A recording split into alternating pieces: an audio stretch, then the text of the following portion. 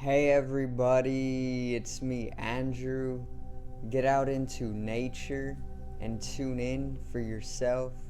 Resonate with the Earth's electromagnetic field via 432 Hertz, the universal frequency. Balance out psychologically and emotionally, and further strengthen your brain and your heart coherence as well. Get a plant-based diet going for yourself today and nurture yourself right back into life. We are literally herbivores in nature. Further balance out your physical body's pH level and to get with alkalinity, then you can generate some static electricity. Send me some love telepathically. Set attention to your mind and set intention to communicate. That is all there is to telepathy. You are now tuning in to great days.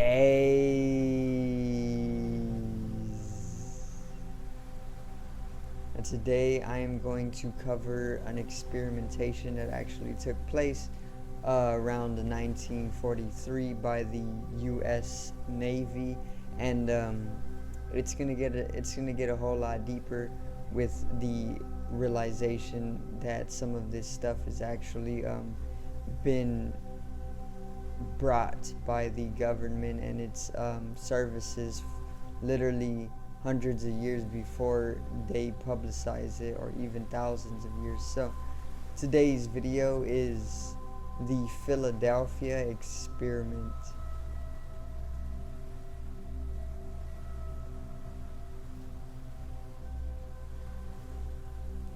Now,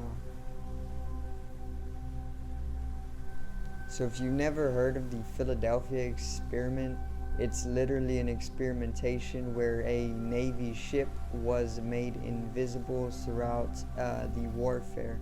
Or if it wasn't rendered invisible, it was actually more of an interdimensional transmission from one place or space-time to a completely other coordination or ordinance or space-time.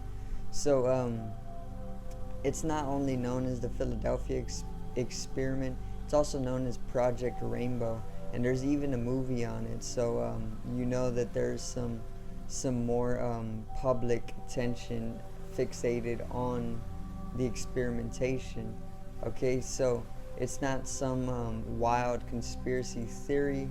It's literally there's a movie about it. There's literally a whole community dedicated to actualizing more consciousness in this experimentation, you know, because it opens up a lot of what we never knew about where the government is technologically, and even whom they are influenced by when it comes to allowing this type of experimentation to take place, which is usually higher dimensional entities, or we can say aliens, or literally Zeta Reticulians, the Greys, ETs, extraterrestrials, whatever you want to call them.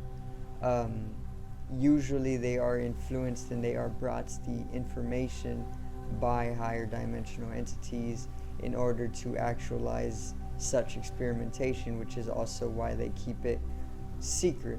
Okay, the word conspiracy theory is actually a term that was created by the CIA, Central Intelligence Agency themselves, in order to keep people away from questioning some of the theories that, you know, flutter around. But they literally created that term in order to keep people away from questioning. So you know the role of the CIA. They most definitely are able to open up portals. There's also the Project Stargate, which is all about opening up a portal to a isolated ethereal dimension where they have full control over this space-time, and they are allowed to create a lot of what we experience within the Matrix. So there's a lot of different things that the CIA has been doing since literally 1800s, or 1900s. And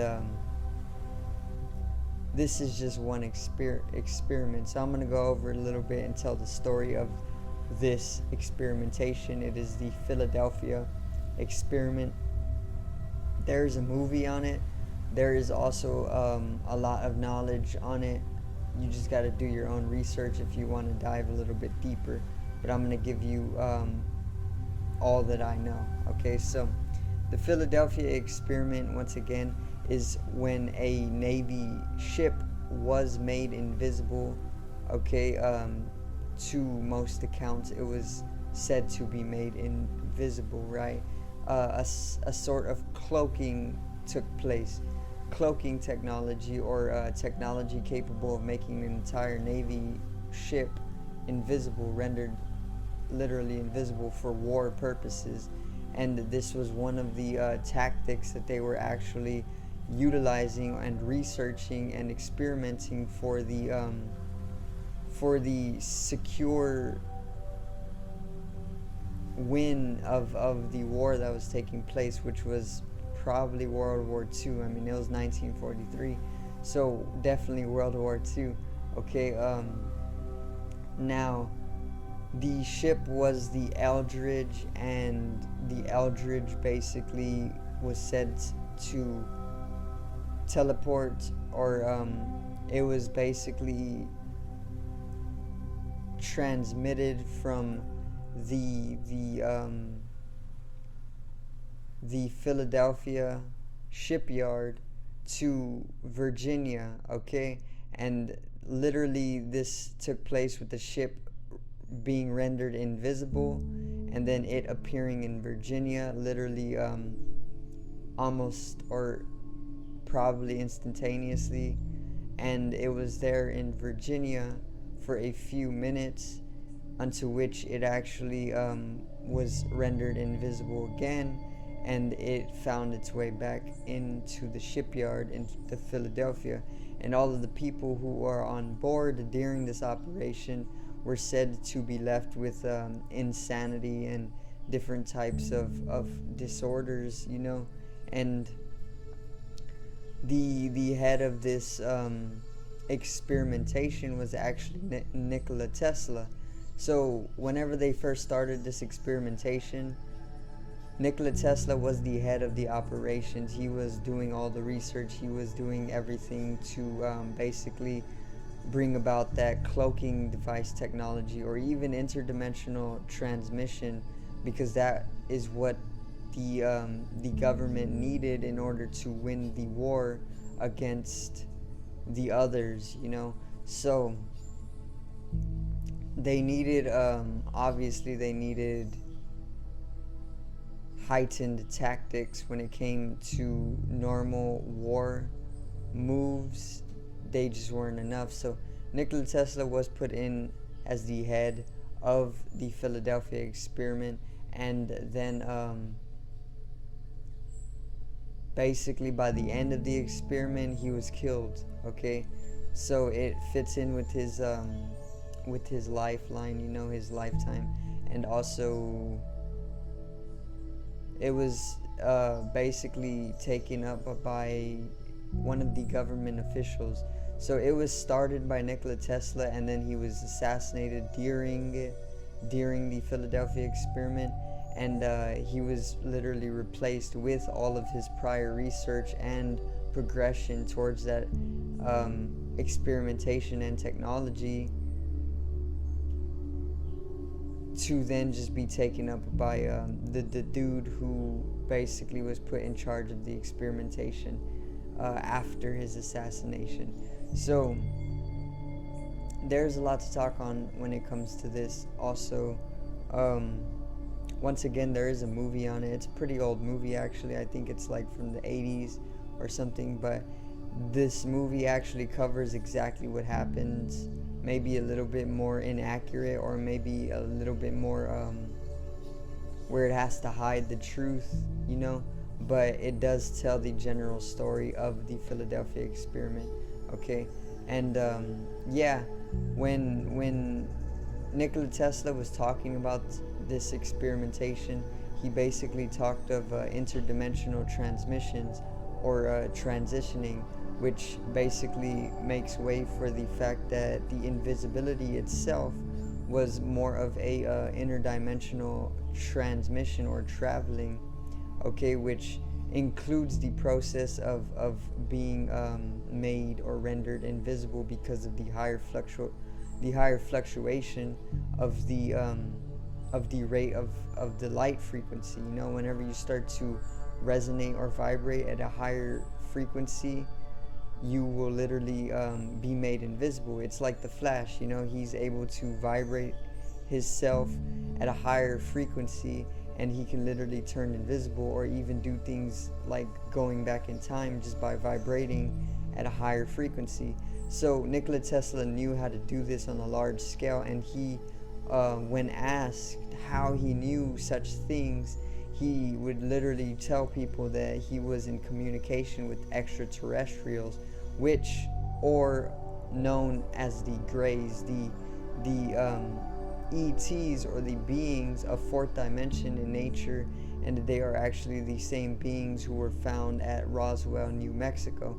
So the aliens that are talked of in Roswell, New Mexico, that crash landed there, are the same aliens that or the same beings that Nikola Tesla was actually in communication with. They are known as the Zeta Reticulians, or the Greys. They are the small little pale, thin, gray, large, bulbous-headed beings, and they are also fourth dimensional in nature. So they're able to transcend space-time continuums. They're able to go beyond time. They aren't fixated within a specific or individual space-time. They're able to travel the multiverse quite easily, and this is evident with the type of experimentation that was taking place.